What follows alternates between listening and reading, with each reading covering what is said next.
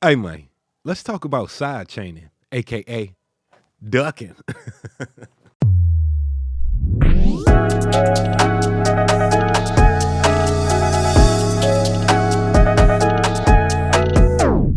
What's up, YouTube? Welcome back to the channel. I'm Wavy Wayne from Wayne.wav. And if it feels like it's been a while since I made this type of video, it has been, but I am happy to be back right now and happy to be sharing some more knowledge with y'all, man. So if this is your first time to the channel, this channel is all about helping you to record and mix better and faster. So hit that subscription button, hit that like button, hit that notification bell, then jump down in the comments and let me know what you learned from this video, all right?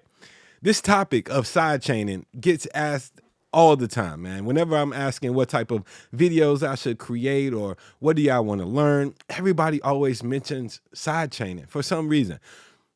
Honestly, this is a technique that I use about 40% of the time when I'm working on the mix. But when I do have to use it, it is very useful. So I see why you guys want to learn it. And it is one of those more advanced techniques that we can practice in our mixing, but it really is pretty simple to pull off.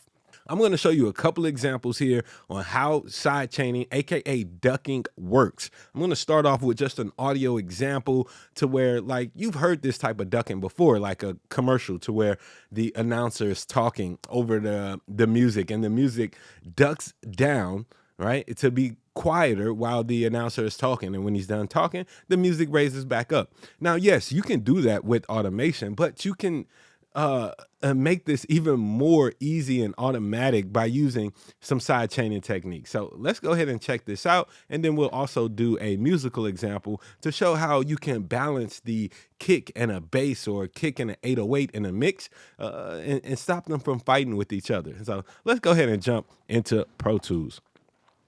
Now, even though I'm using Pro Tools and some of the plugins may be specific to Pro Tools, this technique can be used no matter what DAW you are using. So this is more about the technique and not about the tools, all right? So let's just check this out. I have an example here. On one track, I have a little audio clip that I just recorded, just me doing a little simple voiceover. And then on the track below it, I have some music playing. I'm going to play this from the beginning, let y'all hear what it sounds like. And then we're going to practice some ducking techniques to see how we can make this sound a whole lot better. Let's hear it.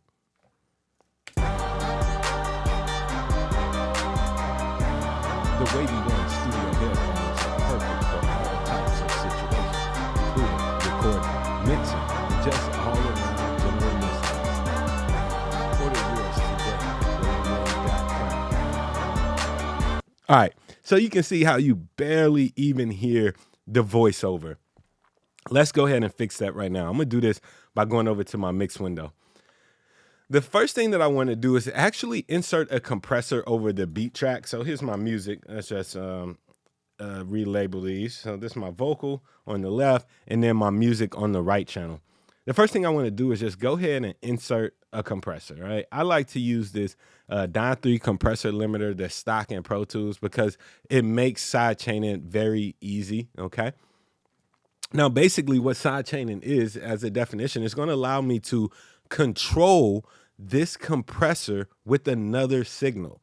So even though I inserted the compressor on the music track, the music isn't going to determine when the compressor engages.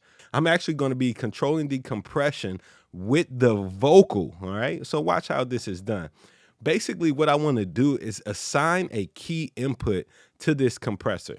Now, what that's going to be is assigning a path. It could be a path of audio coming from your interface or coming from a bus. And in this case, since I'm going from one track that's already in my session to another track here, I'm going to use a bus. Remember, buses are Pro Tools internal pathways. And in most DAWs, it'll work the same way. I'm just going to choose a random bus, bus 13, lucky old 13. And in this actual compressor, you have to do one thing. You must turn on the key input to activate the sidechain. A lot of people forget about that, and then they fool themselves thinking that the sidechain is working, and it ain't if you don't turn that on. So make sure that after you assign the bus as the input, right, meaning that whatever is feeding this bus 13 is going to control this compressor. And then we just turn that signal on. Now, in order to get signal along bus 13, I need to go over to my vocal track and I'm going to set up a send. I'm just gonna go to send bus, and we're gonna choose that same bus 13. By holding option and clicking on this fader, I can actually set that send to full level. And now I'm sending from at full level from my vocal track through bus 13, which is now going to control the compressor. So whenever the vocal is active, whenever there's signal on the vocal, it's going to tell the compressor to start compressing, which will actually duck the music down, which will give me exactly what I want. A nice loud musical intro for the music to duck down while I'm talking. And then whenever I'm done talking, have the music come back on. Let's go ahead and set a few things, because one thing I want to do here, since this is compressing it, right? I want to set the attack very fast. Like soon as that vocal comes on, I want the music to go down like right away. I don't want it to be any time gap, really too much of a time gap, because then we might miss the beginning of whatever I'm saying on that voiceover. As far as the release, I don't want the release to be too short on this, because if the release is too short for this vocal, then in between words, then the music can start coming up, spiking up in small phrases in between words, and it'll just sound really weird. So I want to have like a relatively long release time, maybe like a second or two, right? So I'm going to go over like a second and a half on my release time to hold that compression down. Now, as far as the ratio, in this case, the ratio is going to determine how much we are going to attenuate this music by. So basically, let's go with a pretty high ratio here, maybe like 40 or 50 to 1, right? That means that for every 50 dB that exceeds the threshold that I'm going to set, only 1 dB will be allowed to pass. So we're at 49.2 to 1 ratio, meaning basically every 50 dB that crosses this threshold, only 1 dB a pass. So we really are attenuating that signal. Let's, what else do we need to do? Let's just go ahead and try this out and see what happens. Let's soften up that knee so it's not hard. It's gonna gradually ease into the compression there. And we probably might need to adjust the threshold depending on how it's sounding. But this is pretty much the setup that we need to go with. So let's just play this from the beginning now and see where we're at. The Wavy 1 studio headphones are perfect for all types of situations, including recording, mixing, and just all around general listening. Order yours today at Wavy.com. All right, so you hear how that is actually really squashing that music, and it's probably turning it down a little bit more than I want. So as it's playing here, let's just go right to that section. I'm going to adjust that ratio between the ratio and the threshold, because they work together on how much reduction we're going to be getting. The Wavy 1 studio headphones are perfect for all types of situations, including recording, mixing, and just all around general listening. Order yours today at Wavy.com. The Wavy 1 studio headphones are perfect for all types of situations, including recording, mixing, and just all around general listening. Order yours today at Wavy.com. All right, I think I'm liking how that is flowing a little smoother. So let's hear this now. The Wavy 1 studio headphones are perfect for all types of situations, including recording, mixing, and just all around general listening. Order yours today at Wavy.com. And then you see how that release, that 1.5 second release, allows the signal to gradually pull back as it is as the vocal goes off, and then that musical signal rises back up to the original volume. All right, pretty dope technique. Let's try this now with a kick and a bass using the same concept. So I'm gonna go ahead and hide those 2 tracks and bring in a couple more tracks that I have in my session.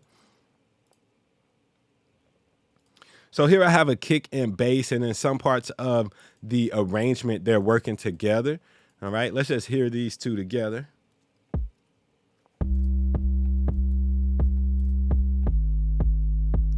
Not the most beefy kick, but whatever.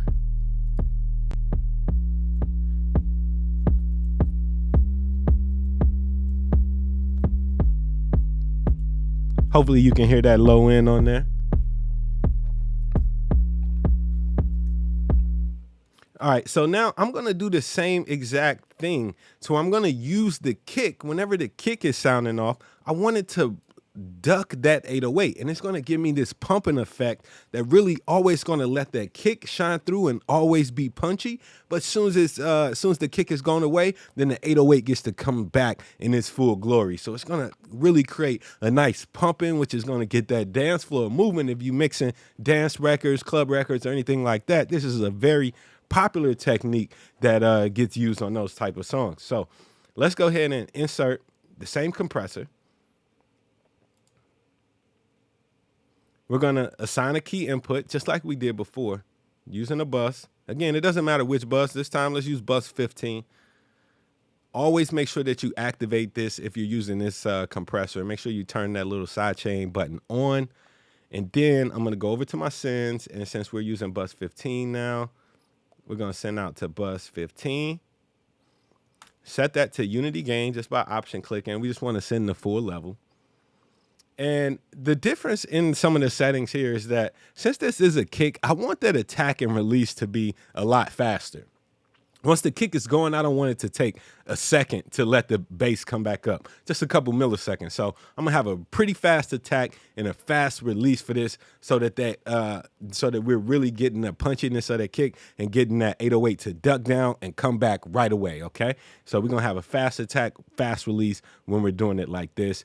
Same thing, we're gonna really increase that ratio and watch out for the threshold. Now, in this point, it's definitely more sensitive to where you have your ratio and threshold based off how loud you want that or how much you want to attenuate that 808 while the kick is playing. So let's just hear these together and adjust the threshold and ratio. We can keep the hard knee so we can go directly into compression and directly out of compression and versus gliding into it. And you can see how the gain reduction is showing us where we're actually getting gain reduction whenever the kick is hitting. And you can see the out meter popping as well. So if I want to get this a little more,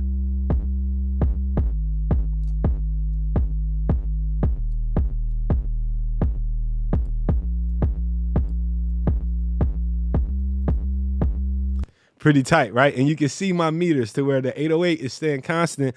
But with the kick as my key input, every time that kick hits, the level of the 808 just drops down ever so slightly to let that kick really breathe.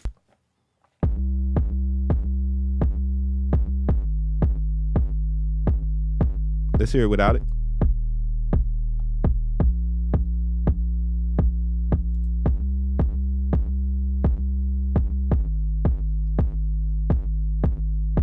Now, that is a little extreme to really demonstrate that for y'all, but that is how you would sidechain a kick and a bass and to get them to work nicely in a mix. So if you ever have an issue of your kick and bass kind of fighting each other in a mix, try sidechaining, aka ducking, to make it all work together.